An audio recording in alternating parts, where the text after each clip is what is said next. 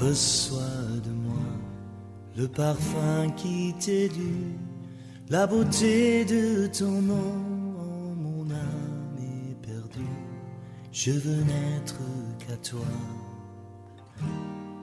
Jésus, je t'aime.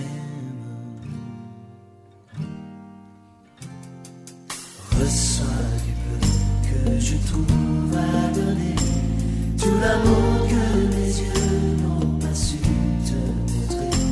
Je veux n'être qu'à toi.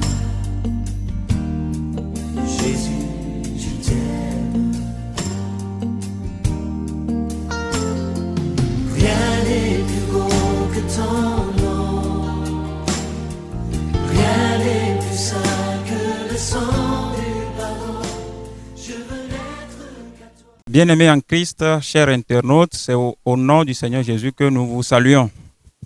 Nous espérons que vous vous portez tous très bien par la grâce de Dieu et que la grâce vous est toujours renouvelée. C'est un plaisir pour nous de nous retrouver encore une fois en ce jour autour de ce plateau pour aborder un nouveau thème. La Bible dit que vous connaîtrez la vérité et elle vous affranchira. Donc nous sommes une fois encore dans le cadre de l'étude biblique. Nous avons les semaines passées abordé un thème qui portait sur l'entrepreneuriat. Il a plu au Seigneur en ce jour d'aborder un nouveau thème. Et donc pour y arriver, nous avons sur le plateau deux orateurs qui bientôt seront présentés. Mais avant, permettez-moi de planter un tout petit peu le décor par rapport au thème. Aujourd'hui, le monde entier et même les chrétiens vivent des situations ou sont confrontés à des situations de corruption, de pots de vin, de dessous de table. Or, la Bible est claire là-dessus. La Bible nous interpelle, nous recommande l'intégrité. Alors, pour aborder ce thème dans tous ses sens, nous avons proposé une série de questions. Donc, ce sera une étude sous forme de questions-réponses, sous forme d'interview. Et donc, le thème est sous forme de questions. Il dit, entre dessous de table et intégrité, quelle éthique pour le chrétien, que vous soyez homme, que vous soyez femme, que vous soyez jeune fille, que vous soyez jeune garçon ou même enfant, quelle éthique d'une manière générale et particulièrement en milieu professionnel. Donc, c'est autour de ce thème que nous allons être transportés devant la parole de Dieu pour étudier, creuser et fouiller. Donc, nous allons vous présenter les orateurs que nous avons sur le plateau. Ma sœur Odette, bonjour. Oui, bonjour frère Sépignon. Donc, sans trop de transition, le frère l'a dit tout à l'heure, le Seigneur nous a donné la grâce d'avoir des orateurs qui vont nous éclairer par rapport à ce sujet. Et quand vous écoutez le thème de tout à l'heure, on parle à la fois de milieu professionnel et de la chrétienté. Donc, nous avons deux personnalités avec nous. Il y a une personnalité qui est un pasteur et la deuxième personnalité, c'est un chef d'entreprise. Je m'en vais alors présenter le premier orateur. Il s'appelle le frère Beau Vincent et il est membre ici à l'église baptiste Le Rocher. Il est, par la grâce de Dieu, chef d'entreprise bâtiment. Il est également chef de village, cité Nord, Djagblé. Alors, frère Beau Vincent, soyez le bienvenu. Merci ma sœur Odette. Et j'avoue que c'est un privilège pour moi de me retrouver autour de cette table ce soir pour apporter un plus de ma modeste personne à la construction de cette étude-là qui porte sur le thème intégrité et dessous de table. Merci. Alors, merci beaucoup. Alors, le thème est clair. Le thème parle à la fois du milieu professionnel, de la vie de chrétienté et aussi de l'éthique. Alors, vous comprenez avec moi qu'au-delà de la présence d'un chef d'entreprise, nous avons aussi besoin d'un homme de Dieu au milieu de nous. Et nous avons la grâce aujourd'hui d'avoir avec nous le révérend Maouli Gadjo, que je vous présente. Il est le pasteur assistant ici à l'église baptiste Le Rocher. Révérend Maouli, soyez le bienvenu. Oui, merci sœur Odette. Merci aux frères et aux sœurs qui sont à l'écoute. Ou bien je vous salue, vous toutes qui êtes à l'écoute nous avons la grâce de partager ce moment avec nous tous. Que Dieu nous fasse grâce pour que ce que nous allons partager fasse du bien aux uns et aux autres. Merci. Merci beaucoup, révérend. Alors, nous allons aller à la découverte de ce thème-là, plus précisément la découverte de certaines notions, les notions capitales de ce terme, à savoir l'intégrité et puis le dessous de table. On va mieux essayer de comprendre quand on parle d'intégrité, c'est quoi. Alors, je lance ainsi la série de questions pour notre étude et je commence avec le frère Beau Vincent. Quand on parle d'intégrité, c'est quoi? C'est quoi l'intégrité? Pour répondre à cette question, je dirais d'abord, quand on parle de l'intégrité, on parle en même temps des hommes aussi intègres. Et l'intégrité fait appel à l'homme, à l'humain que nous sommes, au respect d'abord des lois mises en place dans l'état que nous vivons et le respect aussi par rapport aux lois divines. Donc je dirais tout simplement que l'intégrité, c'est le respect total des lois mises en place par l'État et le respect des lois et des commandements divins. Merci. Merci beaucoup, frère. Le respect des lois mises en place par l'État et par l'ordre divin aussi. Le révérend Maouli a certainement quelque chose à ajouter par rapport à la définition de l'intégrité. Par rapport à la définition, j'ajouterais que c'est le paraître et l'être identique d'un être humain. Je dis le paraître et l'être. C'est-à-dire qu'il ne doit pas y avoir une différence entre ton paraître et ton être. Donc les deux doivent être identiques. Et nous pouvons également ajouter, oui, que c'est une invitation à une vie irréprochable. Une invitation, l'intégrité, une invitation à une vie irréprochable, irrépréhensible. Et le frère l'a bien dit, il y a des lois qui sont là. Nous devons vivre ces lois-là de façon publique et privée de la même manière. Okay. Merci. Merci beaucoup, révérend. Alors, vous avez parlé de public et privé. C'est assez intéressant. Parce que quand on parle de l'intégrité, ce n'est pas quelque chose qui se fait de façon privée. Il faut que les autres le voient, les autres le constatent, les autres aussi en témoignent. Oui. Alors, je vais sur la deuxième notion, dessous de table. Je pense que déjà, en écoutant dessous de table, on peut se faire déjà des idées, mais pour être beaucoup plus précis, dessous de table. Frère Beau Vincent, aidez-nous à comprendre. Alors, la phrase s'explique d'abord par elle-même. Et quand on parle de dessous de table, quand il y a le dessous, c'est qu'il doit y avoir sur le dessus. Alors, tout ce qui se passe, je m'explique ainsi. Oui. Tout ce qui se passe autour d'une table, par exemple, on est à table ensemble en train de manger, tout ce qui se passe au-dessus de la table est au vu et au su de tout le monde. Oui. Mais, au même moment, deux individus peuvent s'accorder et se passer des objets dessous table. Et là, personne ne peut le voir, sauf les deux qui se sont entendus pour se passer des objets sous la table, sauront qu'il y a quelque chose qui se passe là-dessous. Donc, c'est par là qu'on pourra parler de la gestion aussi des biens de l'État et des biens dans les affaires aussi. Les affaires qui se passent au vu et au su de tout le monde. Par exemple, à la douane, par exemple, aux impôts, les gens voient. Mais il y a d'autres choses qui se passent en dessous et que on n'arrive pas, le grand public ne voit pas. Donc, moi, je peux m'exprimer ainsi en disant que le dessus et le dessous de table sont deux choses contraires l'une et de l'autre. D'accord, merci beaucoup. Je pense que c'est assez clair. C'est tout ce qui se passe et que tout le monde ne voit pas. Ouais. On peut le dire ainsi. Alors, révérend, ajoutez encore votre touche à cette définition. Bon, quand c'est dit, hein, c'est bien dit, c'est tout ce qui se passe sous la table. La table est là. Et ce qui est sur la table, c'est visible.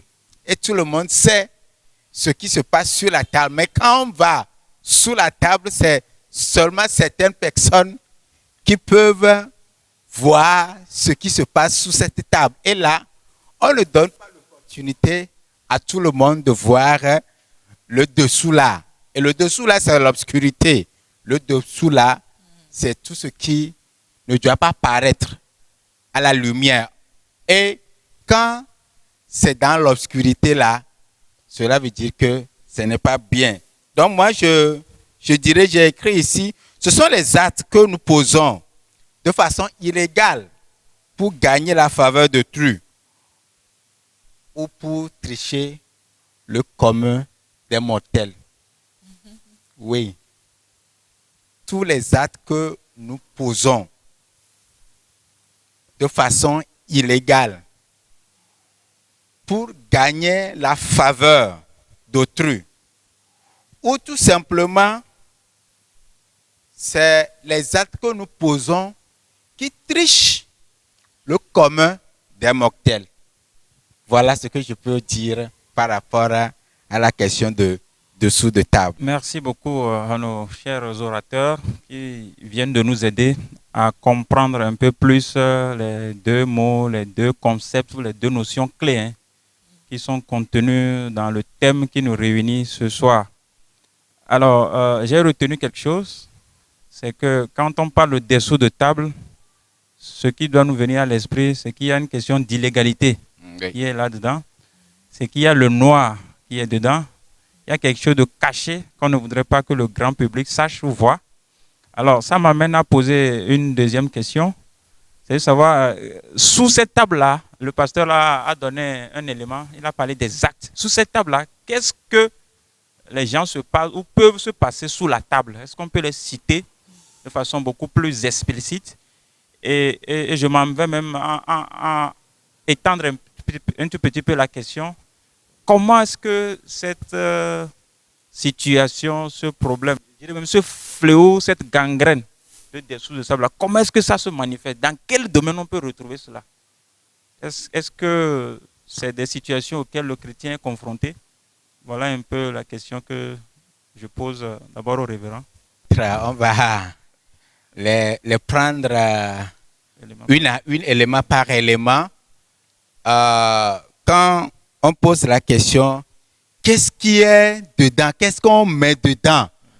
Bon, on parle de pot de vin, c'est ça. On parle de corruption. Bon, on parle de soudoyer, c'est ça. Le contenu, c'est j'ai besoin de quelque chose. Je sais que de façon légale, je ne peux pas avoir la chose. Maintenant, je m'arrange avec la personne qui a peut-être le mandat de gérer cette chose-là. Et puis, je m'entends avec lui. Je lui propose un marché. Je lui dis, bon, par exemple, si tu me permets d'avoir ça là, peut-être je vais te payer un pourcentage. Ou bien, bon, prenant le terre à terre, je vais te payer, comment l'appelle-t-on, de la bière. Je vais te payer peut-être, comment l'appelle-t-on, une boisson. Donc, et là, l'intéressé, peut-être aussi, ça fait longtemps, il n'a plus pris de la bière ou bien du vin. Voilà, l'intéressé, la personne qui va être corrompue, parce que lui aussi, il envisage avoir des choses comme ça, mais comme il n'a pas les mains libres, c'est l'occasion pour lui aussi de peut-être de poser juste une signature ou bien de pouvoir changer tout simplement le 0 en 8 et puis ça passe. Et, ou bien il ajoute tout simplement un 0 au lieu de 5 000, donc ça fait 50 000. Donc 5 000 c'est le montant réel. Quand on ajoute un 0, ça fait 50 000. On peut se partager les 45 000 là. Le corrompu peut prendre 20% et celui qui corrompt aussi prend les 80% restants. Donc c'est un peu ça que nous voyons et nous voulons que les gens comprennent que ce n'est pas bienséant. Voilà. Je crois que c'est le contenu, ce que je peux mettre dans le contenu. Je ne sais pas si j'ai apporté quelque chose comme réponse. Merci beaucoup, révérend, pour ces éléments de réponse qui nous édifient. Nous allons passer la parole à notre second orateur qui a certainement aussi des éléments en tant que chef d'entreprise. Il a caricaturé un peu dessous de table en donnant l'exemple des gens qui se retrouvent autour d'une table et qui, pendant qu'ils mangent ou font des choses sur la table, au-dessus de la table, se passent peut-être même, je dirais, des fourchettes ou une partie du plat ou des œufs ou je ne sais quoi. Donc, en clair, qu'est-ce que nous mettons dans dessous de table? Qu'est-ce que les gens se passent dans la vie courante sur le plan professionnel quand nous parlons business là? Qu'est-ce que les gens se passent et est-ce que le chrétien est confronté ou se retrouve aussi dans ce genre de situation aujourd'hui? Frère Vincent. Je vous remercie. Je remercie aussi le pasteur pour son intervention. Pour ajouter quelque chose, je dirais tout simplement que le pasteur est allé dans un seul sens. Dans un seul sens où il n'a parlé que du corrupteur. Or, nous sommes confrontés à deux problèmes. C'est dans les deux sens que le problème se pose. Parfois, c'est le corrupteur qui demande à corrompre le corrompu. Mais il y a un autre cas pire encore. C'est le corrompu qui oblige à être corrompu lui-même. Il oblige le corrupteur à lui donner de l'argent, à lui faire une enveloppe, afin de pouvoir bénéficier de sa faveur pour octroyer un marché et pour peut-être voiler une partie de sa marchandise à la douane, par exemple. Il y a beaucoup de choses qui se passent. Et les gens sont obligés d'aller à la corruption, d'aller au-dessus de table. Et ces sommes-là, ces chèques-là, qui passent entre les deux individus, ne figurent pas dans les comptes de l'État. Ça passe dans le noir. Et c'est ce que nous appelons des sous de table. C'est vraiment triste. Parce que parfois, pour pouvoir bénéficier d'un service pour lequel mon frère, ma soeur est posté, est appelé à faire et qu'il est payé pour ce service-là, demande à être corrompu avant de pouvoir servir ce qui est devant lui. C'est vraiment triste. Et dans les deux sens, il y a problème. Dans les deux sens, il y a du noir qui se fait. Merci. Merci beaucoup. Le pasteur veut encore rajouter des choses. Nous lui donnons la parole. Ok. Pour également ajouter ou bien des actes de façon concrète aussi, il y a les bonnes dames au marché. Quand vous voyez les mesures qu'elles utilisent pour pouvoir mesurer les céréales, par exemple, vous allez constater que il y en a qui font genre, je ne sais pas comment l'exprimer pour que les gens comprennent, mais quand ils forcent le fond et du bol, et puis vous allez voir que la quantité requise n'est pas ça. Chez peut-être d'autres, c'est un poids qu'on met sous la balance pour quand même augmenter et déséquilibrer le poids de la marchandise.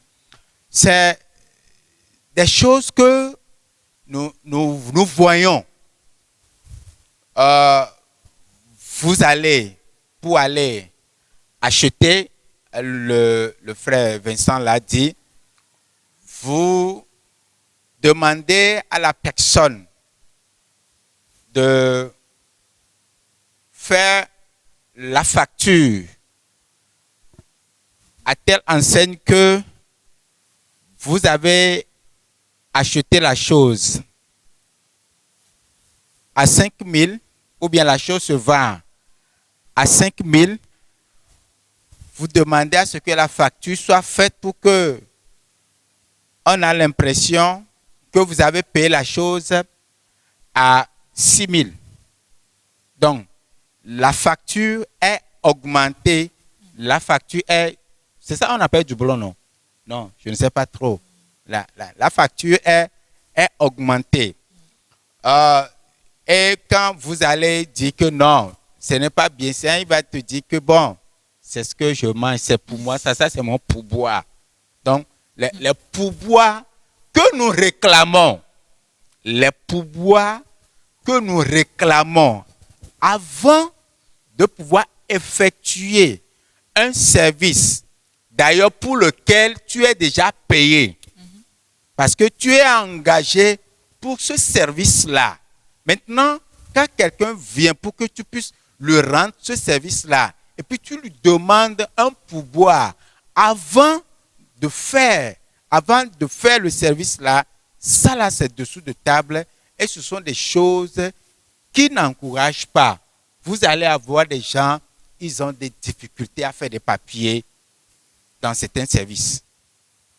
Vous allez vous déposer, si vous n'ajoutez rien, si vous ne faites pas des enveloppes, les papiers là, que tu veux faire là, au lieu que ça fasse 3 jours pour que tu aies ces papiers là, ça va faire 2 semaines.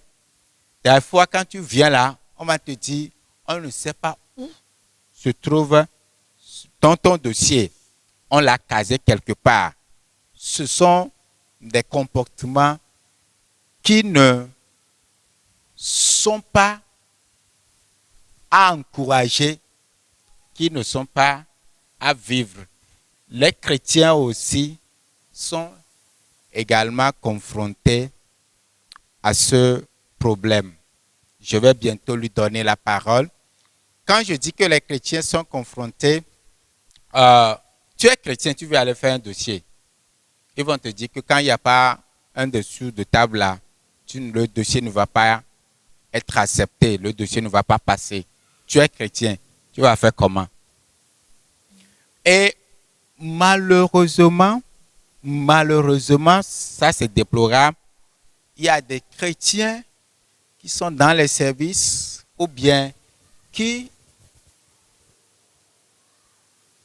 font ces mêmes choses. Quand je dis ces mêmes choses, vous donnez le dossier, le chrétien réclame son pourboire avant de pouvoir faire le dossier. Ou bien le chrétien va te dire que si tu ne fais rien là, ton dossier ne passe pas. C'est là que c'est malheureux. Merci. Merci beaucoup, une fois encore, révérend, pour ces divers éléments de réponse qui nous édifient, qui nous font énormément du bien. J'espère que au travers de ce thème, au travers de cette étude, nous, en tant que chrétiens, nous, en tant qu'enfants de Dieu, fils de lumière, nous devons faire un effort pour passer des dessous de table, du noir, de cette forme de triche ou de tricherie pour passer à la lumière, à l'intégrité avec laquelle, je dirais, on lutte. Ce n'est pas du tout facile. Des fois, ce n'est pas vous qui prenez l'initiative, mais on vous l'impose. Alors que tu as besoin du service, tu as besoin du produit, tu as besoin de ceci, du résultat. Que faire? Donc, pour répondre à ces éléments, nous y reviendrons dans la prochaine édition. Mais pour aujourd'hui, nous allons creuser un peu plus, davantage, pour voir à peu près qu'est-ce qui nous amène, hein, l'humain en général, le chrétien en général, qu'est-ce qui nous conduit vers cette situation, quelles sont les causes, hein, directes ou même profondes, je dirais, de cette situation. Pour cela, je vais donner la parole au Togbi, au frère Vincent, qui est parmi nous. Il est chef d'entreprise. Il a certainement des éléments de réponse à donner par rapport à cette question. Merci. Je vous remercie, frère Sépignon. Qu'est-ce qui nous oblige à aller dans le sens de dessous de table et dans le sens de la corruption, n'est-ce pas? D'abord, en tant que chef d'entreprise, nous vivons une situation depuis la nuit des temps concernant la corruption. Par exemple, pour la passation des marchés, que ce soit au niveau de l'État, que ce soit au niveau des grandes sociétés, la corruption est bel et bien assise là-bas. D'abord, elle se passe ainsi. La première façon, c'est que le corrompu, quand le dossier d'appel d'offres est établi, commence par divulguer, commence par vendre ce dossier d'appel d'offres dont le moment n'est pas encore arrivé. Donc, ce qui veut dire qu'il privilégie certains au détriment des autres. Et ces gens-là qui reçoivent en avance les documents, en avance l'appel d'offres, arrivent à rassembler à temps les documents, les pièces afférentes à cet appel d'offres-là. Et ils vont parfois même jusqu'à communiquer le montant du projet, le montant du financeur. Et ça fait que, dada, comme le disent nos enfants vulgairement, il y a des ovus. C'est que avant que vous n'allez à l'examen, d'autres ont déjà vu et traité le sujet avant que vous vous présentez. Et là, pendant ce temps, toi, tu as déjà rassemblé toute une équipe d'ingénieurs, toute une équipe autour de toi pour grouiller de techniciens, pour grouiller, rassembler les pièces et étudier le dossier. Lui, tout bonnement, il remplit et il est en avance sur toi. Ce qui veut dire, comme il connaît aussi déjà l'enveloppe, il dépose et il décroche le marché.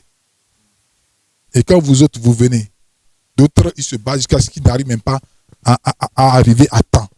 Après les avoir dépensé de l'argent, ils n'arrivent pas à déposer les dossiers à temps.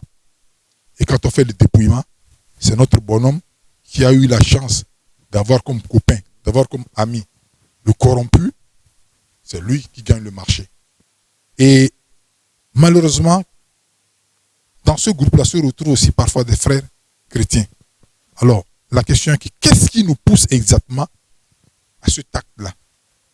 L'homme, au jour d'aujourd'hui, court sérieusement derrière le bien matériel. Le chrétien court tellement derrière le bien matériel qu'on oublie que nous avons une cité céleste. Et nous oublions aussi que la charge, le poids de ces biens matériels-là pourront nous retenir même par terre le jour de l'enlèvement. Et ce serait bien. Moi, à ma connaissance de la parole de Dieu, je sais que sans la corruption, sans les dessous de table, il y a toujours les moyens de s'en sortir. Dieu est à notre côté. Dieu combattra toujours pour nous les chrétiens.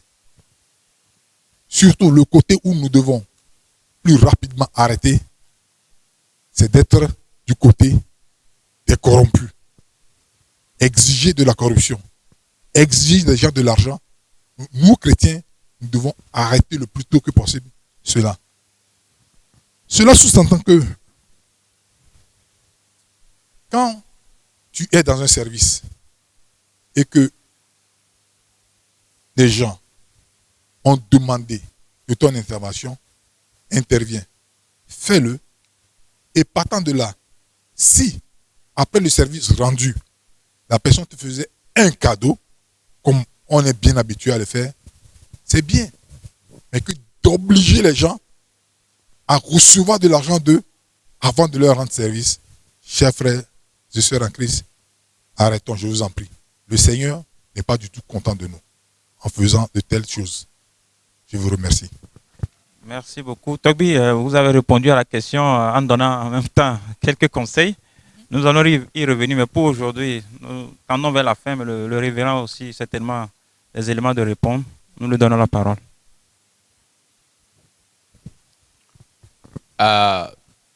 Donc, en ajout, et je voudrais aussi revenir un tout petit peu en arrière pour également mentionner que les dessous de table aujourd'hui se manifestent par la tromperie, la dissimulation des informations, la dissimulation des choses. Elle se manifeste également par la perversité. Alors, les causes, je dirais a priori par rapport à ce problème, c'est la recherche du gain facile. La recherche du gain facile. Pourquoi je dis ça? Les gens veulent avoir, mais ne veulent pas travailler. Le frère Vincent l'a souligné tout à l'heure, que les gens courent pour le bien matériel. Mais le travail qui doit accompagner la course pour avoir ce bien matériel n'est pas proportionnel. On veut travailler un tout petit peu et gagner beaucoup d'argent. En dehors de ça, nous pouvons également souligner que les gens sont avides du gain matériel. Je prends par exemple le cas de Géasi. Nous allons les prochaines fois, pour aujourd'hui, nous on est en train de quand même déblayer le terrain. Nous viendrons la prochaine fois avec des tests bibliques ou bien des cas de références bibliques pour pouvoir bien faire comprendre, parce qu'on dira qu'il est pasteur, mais jusqu'alors là, il n'a pas fait sortir des textes bibliques pour appuyer ce qu'il est en train de dire. Donc, je prends le cas tout simplement de Géasi. Géasi, dans 2 Rois, chapitre 5, c'est son patron. Dieu, par grâce, a travaillé au travers de son patron. Maintenant, lui n'a rien fait. Il s'en va pour pouvoir prendre l'argent. Et il ment dans le compte de son patron que c'est lui qui l'envoie. Également, nous pouvons noter qu'il y a, comment l'appelle-t-on, la quête du pouvoir. La quête du pouvoir pour que les gens sachent que c'est moi. Hein? Donc, ils sont obligés de passer par des voies tortueuses, puisque nous sommes en milieu professionnel. Ils passent par des voies tortueuses pour pouvoir avoir de l'argent et rapidement avoir une renommée, ou bien avoir la puissance, ou bien être, comment l'appelle-t-on, décideur, ou bien gouverner. Quand le chemin que nous utilisons n'est pas bien saignant, on viendra là-dessus, c'est des choses qui ne profitent pas. Donc, il y a également l'envie. L'envie, cette envie-là d'être comme les autres.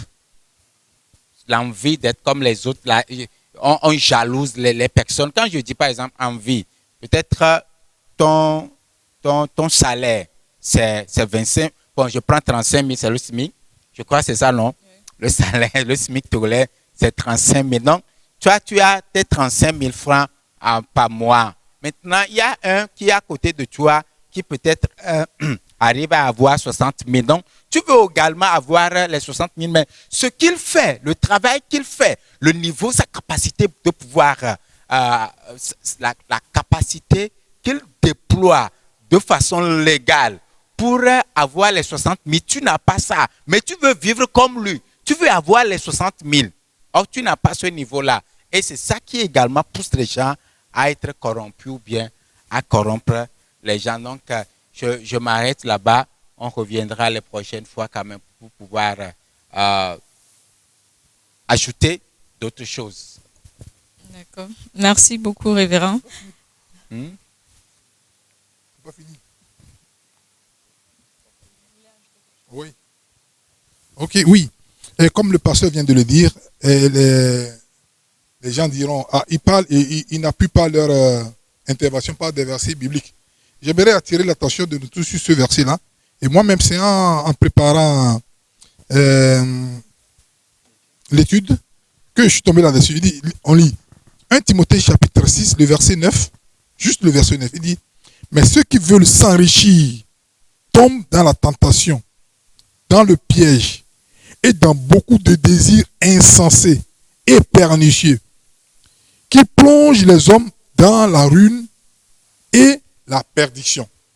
Amen. Je voudrais juste attirer notre attention sur le fait de courir et de courir toujours derrière l'argent, de vouloir toujours s'enrichir. Le chrétien, les enfants de Dieu que nous sommes, à vrai vous dire, nous sommes riches. Et la richesse aussi est sur deux plans. Je ne vais pas beaucoup parler là-dessus, mais la prochaine fois, j'interviendrai pour vous dire comment est-ce que la richesse se trouve sur deux plans. Mais à présent, tenez bien ce verset, relisez-la et méditez là-dessus. Je vous remercie. Merci beaucoup, frère Vincent. Il est clair, ce thème est tellement riche et il y a beaucoup de choses à dire à propos. Nous allons revenir. Heureusement qu'il y a d'autres séances qui nous attendent aussi pour mieux décortiquer ce thème-là. Alors, ce qui est mauvais aujourd'hui, c'est que dans le milieu chrétien même, on est arrivé à un niveau de cette histoire de dessous de table qui fait qu'à un moment donné, à cause de l'habitude, on a l'impression que ce n'est plus quelque chose de mal. Des fois même, voilà, que c'est légal.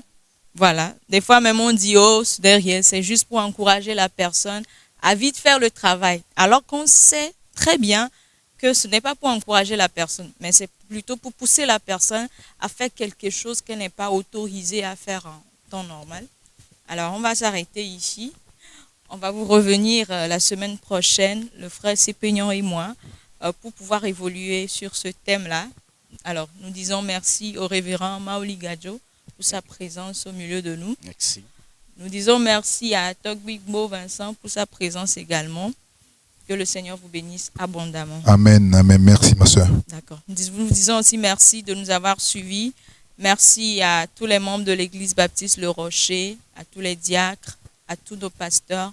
Que le Seigneur vous bénisse. Frère Sépignon, dernier mot. Merci à l'auditoire, merci à nos bien-nommés qui nous suivent, hein, qui font le chemin avec nous. Le Seigneur continue de nous édifier. Alors soyons également ensemble lors des prochaines éditions. Soyons bénis. Amen. Jésus, je t'aime. Reçois du peu que je trouve à donner, tout l'amour que mes yeux n'ont pas su te montrer. Je veux